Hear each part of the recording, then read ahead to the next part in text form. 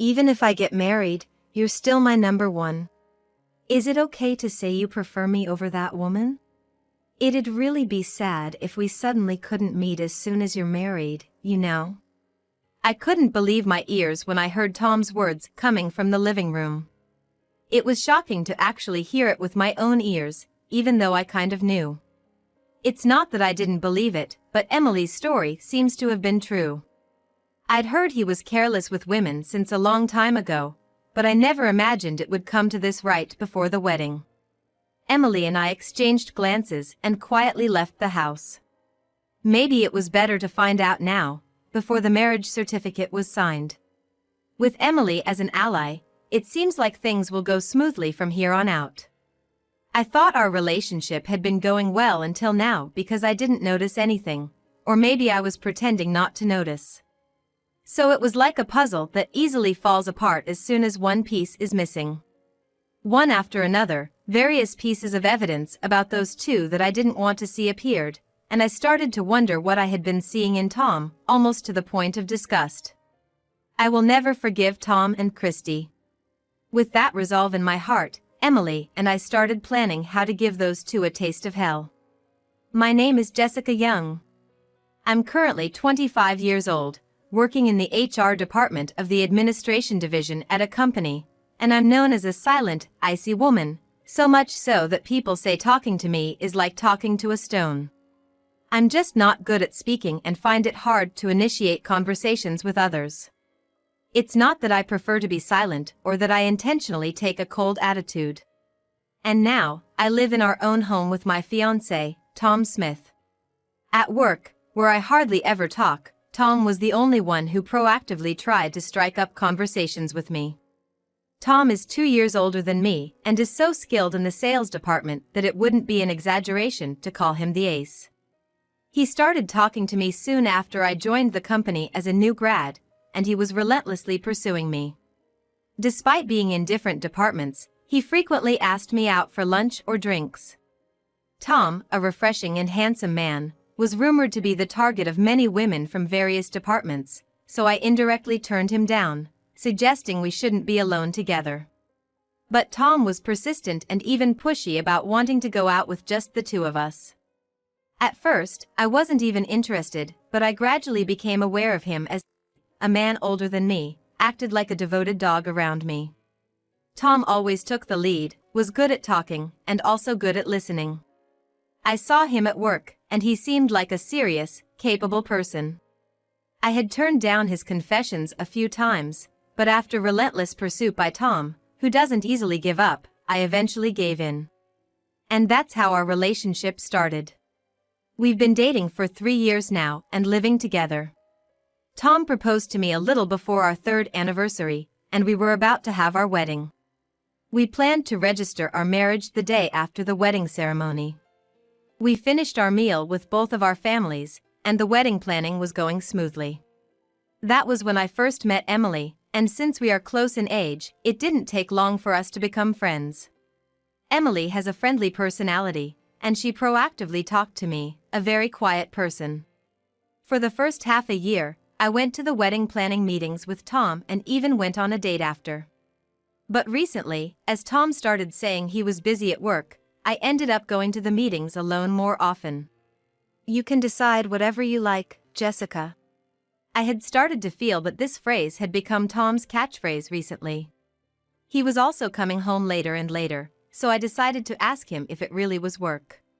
It's really work. I'm sorry for making you feel anxious. I'm just swamped with a big project right now. I'll try to make time from now on. Even though he said this, I couldn't fully accept it, but since he promised to make time, I didn't say anything more. I would just attend the weekly meetings with the planner and then we would go our separate ways. He did make time for me once a week, but he started coming home past midnight during the weekdays. He also started going on more business trips, leaving the house empty. We work at the same company, so I should understand if he's really busy, but looking at the sales department as a whole, they didn't seem to be that busy, and there shouldn't be any business trips. I feel isolated at work, not really having close friends there, and it's starting to weigh me down, making me feel uneasy. I decided to reach out to Emily, the only person I can talk to like a friend. We got in touch and made plans to meet at my house the upcoming weekend, 3 days from now. During those 3 days, Tom would come home late, so the only time we could have a conversation was in the morning. The day of our meeting arrived, and I hadn't even told Tom about seeing Emily. Recently, my conversations with Tom have been nothing more than good morning and have a good day. I wonder if I wait for Tom to come home, would we be able to talk? I also have work the next day, so I couldn't stay up late into the night. And as always, his business trips seem to fall on the weekends, so we haven't been able to have a proper conversation. Even when I send him messages, he just reads them without replying, and he only answers the phone once out of every 10 times I call. And when he does answer, he immediately says, "I'm at a client's place right now, and it's really busy," before hanging up. While I was pondering about Tom, Emily arrived at my house a bit earlier than the agreed time. We made small talk, and when I mentioned I needed some advice, Emily's expression turned serious. "Wait, my brother?" After I spilled everything, Emily looked shocked. But she quickly started speaking apologetically. "You know, Jessica, I've been debating whether or not to tell you this, but I think I saw my brother downtown during one of his supposed business trips. I wanted to believe it was just my imagination and didn't want to upset you. I'm really sorry." Hearing Emily's words made my heartbeat race. I gently held her hand, understanding how hard it must have been for her to say this, and she started to cry, continuing her story. "When I confronted my brother about it, he threatened me, saying, 'If you don't tell, she won't find out.' You don't want to make Jessica unhappy, do you? And with the wedding coming up soon, every time I saw how happy you looked, I just couldn't bring myself to say it. I'm so sorry, truly. Emily, it's not your fault, okay? I'm sorry, and thank you for bearing with this alone, for being threatened, and still telling me everything.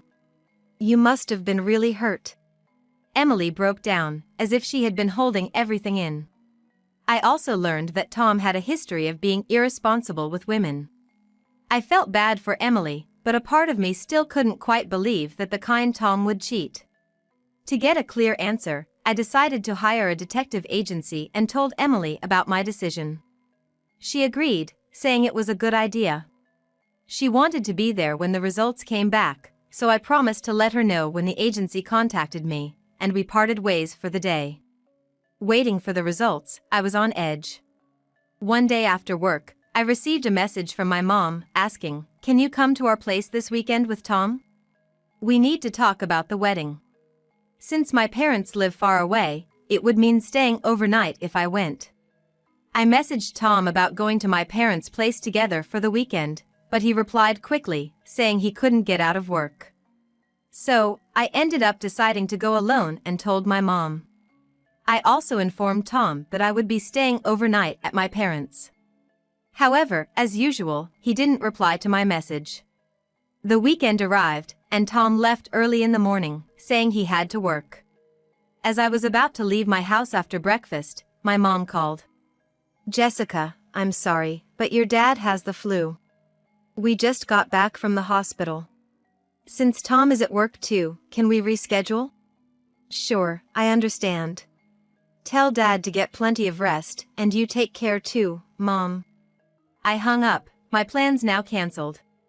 Just then, the detective agency contacted me, saying their investigation was complete, and asking me to come to their office. I texted Emily to see if she could meet up now, and she could, so we both headed to the agency's office. After hearing the results of the investigation, we were utterly shocked. The person my partner was cheating with turned out to be Christy Grubb, a new employee at our company. She worked in the same department, in the same section as I did. She stood out because she was quite attractive, which is why I remembered her name and face. Even though I knew, I didn't want to accept the reality, I was desperately holding back my tears. We thanked the detective and decided to go back to my house to talk about it together. When we got home, I saw Tom's shoes, and next to them, a pair of unfamiliar black pumps. We quietly closed the door, trying not to make any noise, and crept down the hallway leading to the living room. I've always put you first, even after getting married. Is that your way of saying you like me more than her? I mean, it's gonna be sad if we can't meet up after you get married. While you say that, you're also engaged to that stoic boss, aren't you? But you like me more, right? You little devil. We could hear the unwanted conversation coming from the living room. I couldn't believe what Tom was saying. Hearing it with my own ears, even though I knew about it, was a shock. It wasn't that I didn't believe Emily, but it turned out that what she said was true. I had heard that Tom was careless with women before, but I never thought it would come to this, especially right before our wedding. Emily and I exchanged glances and quietly left the house. We went to a nearby cafe, and for some reason, I started to laugh. Emily looked at me worriedly. Emily, there's something I need your help with. I thought so. I'll do whatever I can. And that's how we started plotting our revenge. From that day on, I stopped talking to Tom. He seemed to sense something was up and started talking to me first. By this time, we had less than a month until the wedding. Even though Tom started talking to me, I responded coldly, which made him stop going on business trips and start coming home early. Oh, you're home late, Jessica. Welcome back. The boss decided to let me leave on time since the wedding is coming up. I can finally relax now. When I came home, Tom would start making excuses, even though I hadn't asked him anything. I just responded, "That's great." We had never fought before, but this was the first time Tom raised his voice at me. What's the deal with your attitude? It's really pissing me off. Did I do something to you? Why are you being so cold? Is this your way of getting back at me for coming home late before? It's nothing like that. Whatever. It's irritating to come home to this, even though I can finally come home early now. I'm going out for drinks with friends today. With that, he busied himself in his room before leaving, stomping his feet as he went out. I figured he was probably going to see that woman. Tom's bedroom door was left open, so I went in to close it and took a quick look around. The closet door was open as well, and when I stood in front of it, I realized his suits were gone. He had probably taken them with him, meaning he wasn't planning to come back tonight. That meant we could proceed to the next step of our plan. I called my parents and told them about Tom's affair and our plan for revenge. They were surprised, but they told me if I was going to do it, to go all out. After hanging up, I saw that Tom had sent me a message. Do you understand why I left? You better think about your behavior. I didn't reply, just took a bath, and then went straight to bed. Somehow, I wasn't feeling sad or angry anymore. I was actually excited about our revenge plan. Emily was probably telling my in-laws about Tom's actions by now. I had given her copies of the photos we received from the detective, so they would have to believe her. I wasn't sure if they would join in on our plan. Even if they tried to stop us, we were prepared to go through with it anyway.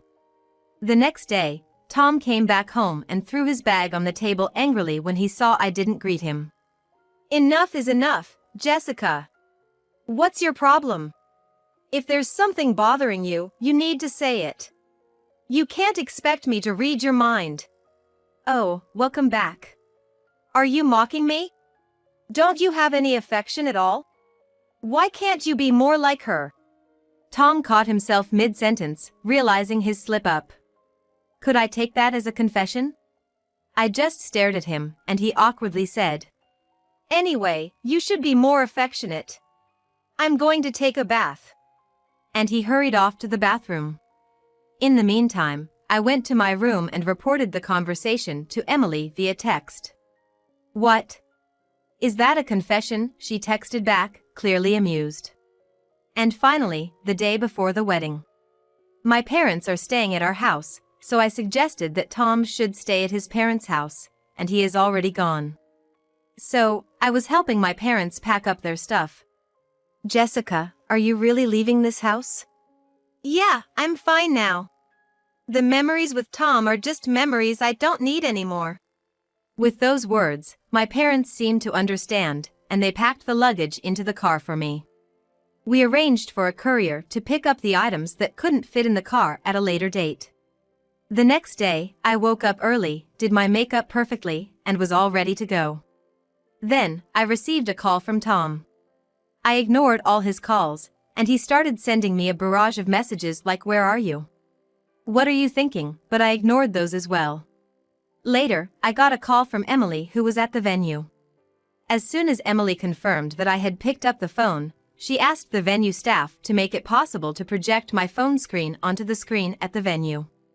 I switched to a video call, took a deep breath, and started speaking to everyone at the venue through my phone. Thank you all so much for coming today to celebrate with us. However, I am unable to marry Tom. I will let his sister Emily explain the details. After saying this, Emily took the microphone and encouraged everyone to look at the other screen, where photos of Tom cheating were displayed. The venue erupted into murmurs, but Emily calmly explained while sliding through the photos. Tom and Christy, who had been boldly sitting in the venue, turned pale. Well, it was their own disgraceful pictures being shown, so it's no wonder they turned pale. Suddenly, Christy stood up and shouted in front of the screen, "Don't look. This is a misunderstanding. Someone erase this." Tom also grabbed the microphone from Emily and said it was a joke for the wedding entertainment, but no one believed him.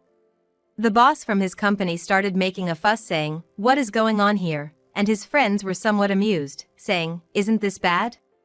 Then, Tom's father angrily snatched the microphone and began to speak. "Everyone, we sincerely apologize for the inconvenience today. Our foolish son has caused you trouble. We will return your gifts at the exit, so please at least enjoy the meal. Thank you for coming today. We will be leaving now. Excuse us." And with that, he grabbed Tom by the neck and left the venue.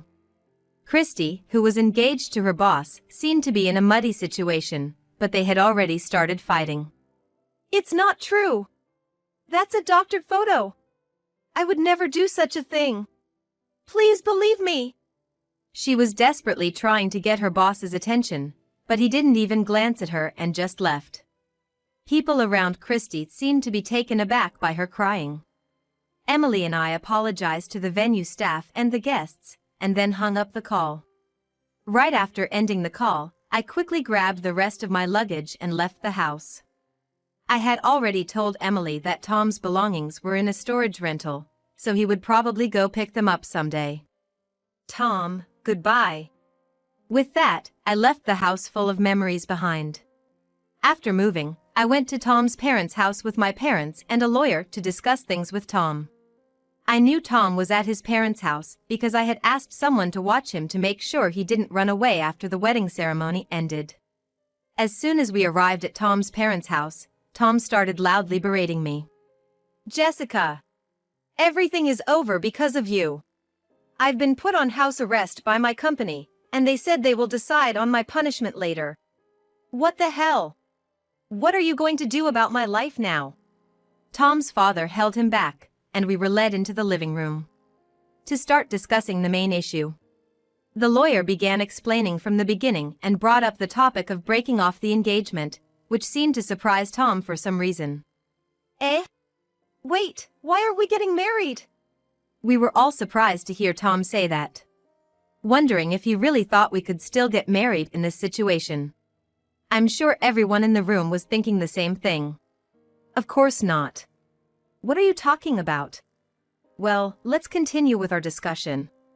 Our demands are $50,000 for the wedding cancellation fee and $20,000 for emotional distress. There will be no division of assets. If you refuse this amount, we will immediately take legal action.